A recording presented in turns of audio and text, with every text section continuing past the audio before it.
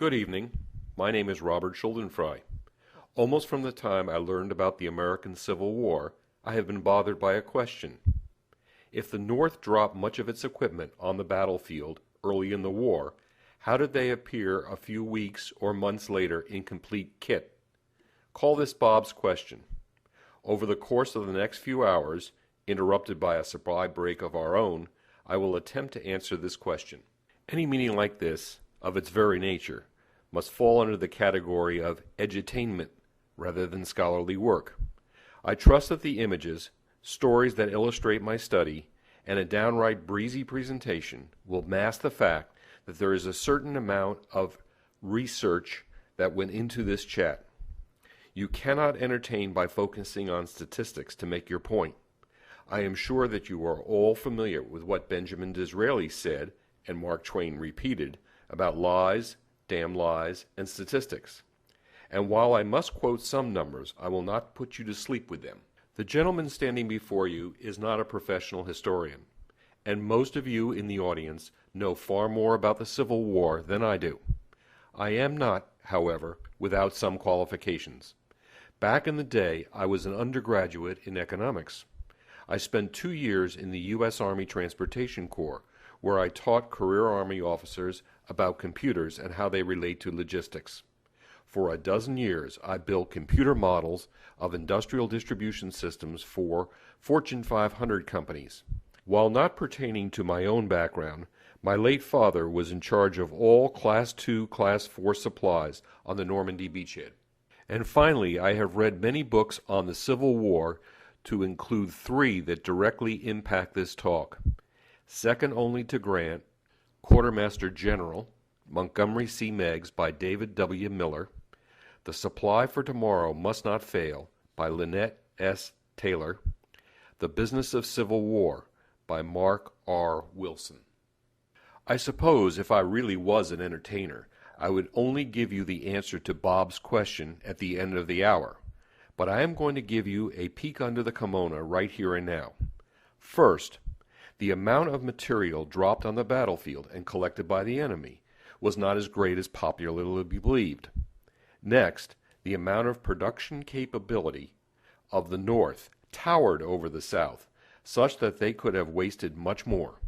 And finally, the big 3: technology, information, and some very competent people. Antoine-Henri Jomini was a key member of Napoleon's staff.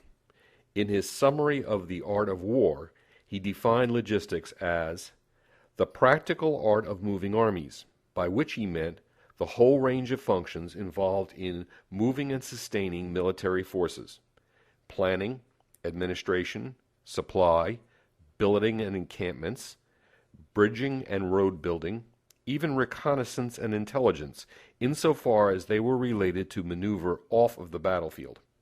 In any case, Jomini was less concerned with the precise boundaries of logistics than with the staff function of coordinating these activities. There is a story about Jomini, which may be a myth, which I find very instructive. It seems that Jomini requested 30 days' leave from the army from Napoleon.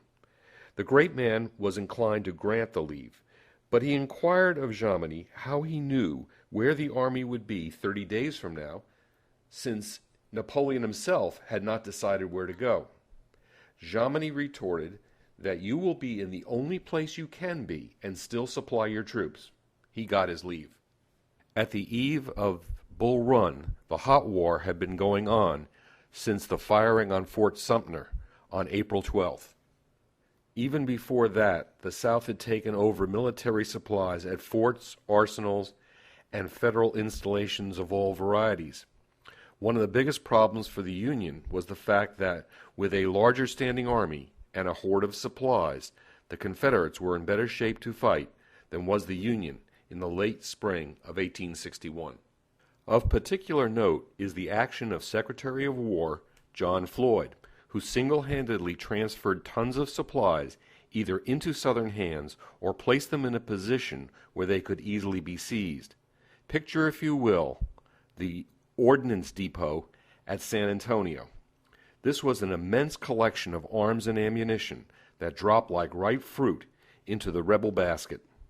This story was repeated time and time again, such that the Confederate States picked up more supplies just by walking in on government installations than from any battlefield loot or raiding party booty. The first major section of this presentation consists of 9 examples of Southern materiel gains from the military stockpile of the North. These stories form the backbone of the line of reasoning that led to Bob's question. As I have already suggested to you, I was wrong about the question. Each of these vignettes will end in the same way. None of them materially affected the war's outcome. We are going to focus on Northern losses here in a moment, but as you know, the Union did not lose every battle during this period. Although Shiloh and Antietam were Pyrrhic victories, the boys in blue held the field after the battle and so lost little materiel. What battle comes to mind where Billy Yank ran from the field? The First Battle of Bull Run must certainly be the poster child for the Great Skedaddle. You remember the scene of soldiers and civilian spectators running for their lives back to Washington. Yes, many did drop their gear on the retreat, but this was not the great haul that you might think. First of all, Southern troops did not go out of their way to police the field. And then, in an audacious display of quick thinking, Quartermaster General Montgomery Meigs, much more about him later, ordered a salvage team to return to Bull Run and pick up the pieces. 175 four-horse wagons loads of supplies were collected from the route of retreat. Of the 400 wagons of supplies which were sent into battle with Irwin McDowell, how many do you think were lost? Only 13 were lost. Not bad for a day's work the day after the battle was lost. Battle losses were nothing compared to the aforementioned haul that the Act of Secession afforded the South.